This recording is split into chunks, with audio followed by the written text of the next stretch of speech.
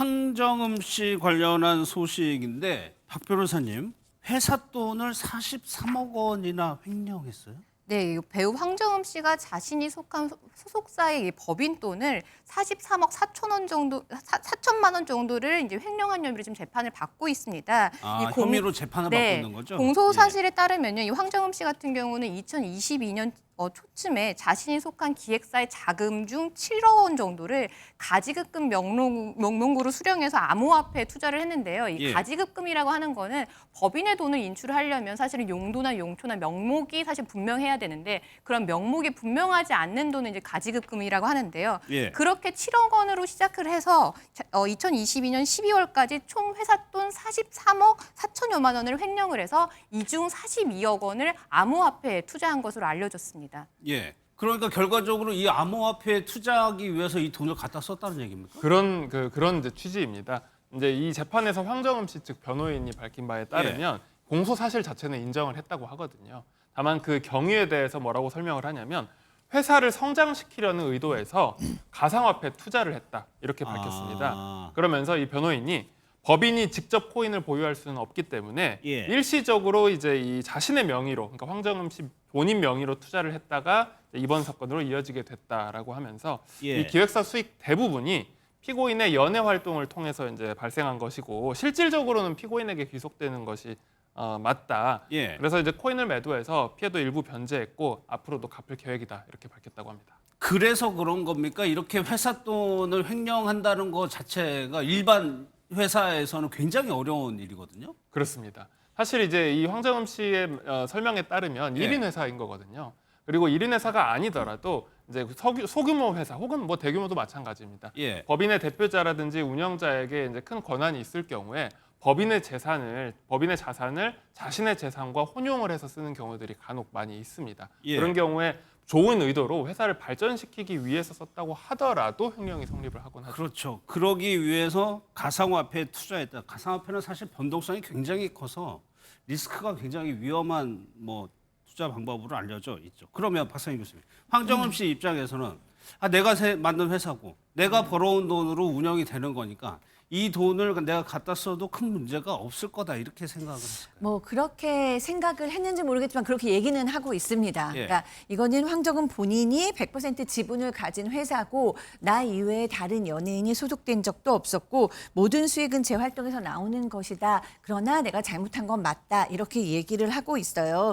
물론 그렇기 때문에 대중들의 일부는 그렇다면 한 번 더 기회를 주는 것이 어떻겠냐라는 좀 후한 의견이 있는 것도 사실인데 사실은 이게 경제적으로 미숙하다라고 처리할 수는 그냥 이렇게 치부할 수는 없습니다. 왜냐하면 이거는 불법이죠. 횡령이죠. 왜냐하면 이렇게 본인이 투자할 것이고 본인이 키울 것이면 개인 사업자를 내서 그냥 개인이 그 수익을 다 가져가는 구조로 만들었으면 되는데 법인으로 만들었다는 것은 절세의 방법도 사용했을 거고 어쨌든 필요에 의해서 법인을 만든 거면 거기에 대해 책임을 져야 되는 모습이 당연한 거잖아요. 요즘은 일반인들도 그런 걸 알고 있었는데 법인을 세우고 대표를 있었다니 이제 황정은 씨가 몰랐다고는 보기 어렵기 때문에 이 부분에 대해서는 책임지는 모습이 필요할 것 같습니다. 법인을 회사를 만든 이유가 또 있었겠죠. 그럼 박 변호사님, 황정음 씨 측에서는 제3자 피해도 없고 변제도 다 했다 이렇게 얘기를 하고 있잖아요. 네, 횡령죄 피해자는 회사이니까 회사에다가 이런 부분을 돈을 갚고 있다라고 하니까 피해 변제를 하고 있다란 말이 틀린 말은 아닙니다. 하지만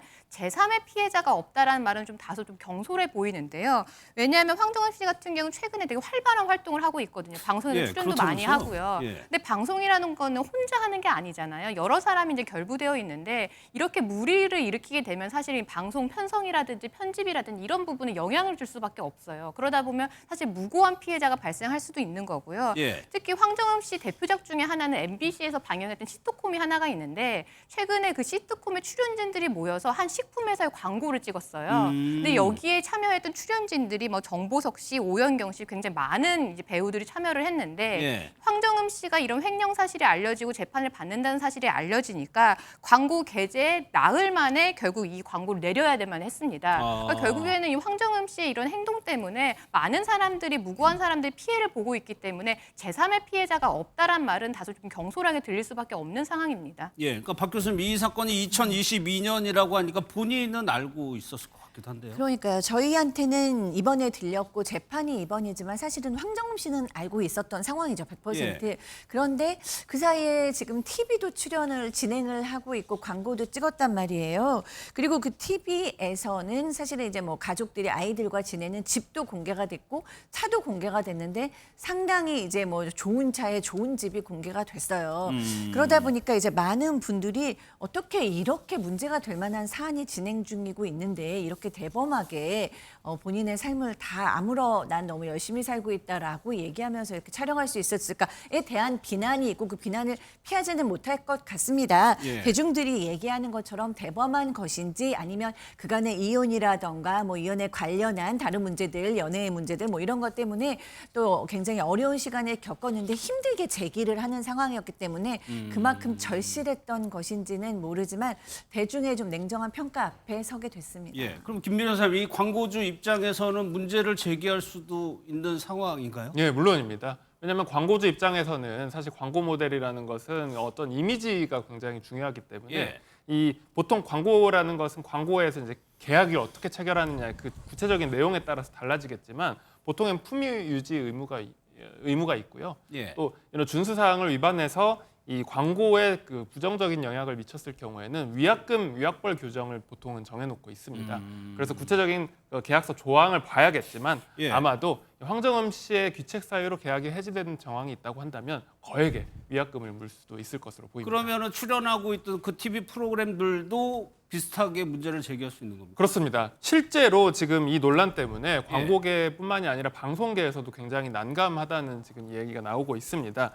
현재 이제 황정음 씨가 출연 중인 프로그램들에서도 출연 여부에 대해서 굉장히 다시 검토를 하고 있고요. 예. 그리고 이미 촬영한 분에 대해서도 편집 여부를 결정할 계획이라고 합니다. 예. 근데 박 변호사님 이게 황정음 씨 관련한 논란들이 좀 많이 있었네요. 네, 뭐 황정음 씨가 과거에 본인의 뭐 재력을 과시하거나 하는 발언들을 해서 예. 이번 논란에 더 비난의 목소리가 커지고 있는데요. 과거에 했던 발언들을 보면 자신의 돈은 전 남편보다 내가 1000배 많다라고 하면서 뭐 46억 원대 이제 이태원의 자택이라든지 5억 원 상당의 슈퍼카를 막 자랑하기도 했습니다. 예. 그리고 또 본인의 소비 습관에 대해서 나는 있는 돈을 쓰는 게 아니라 앞으로 벌 돈을 쓴다. 오히려 악순환을 만들어서 나는 돈을 쓴다라고 해서 사실 자랑스럽지 않은 이런 소비 습관을 말하기도 했고요.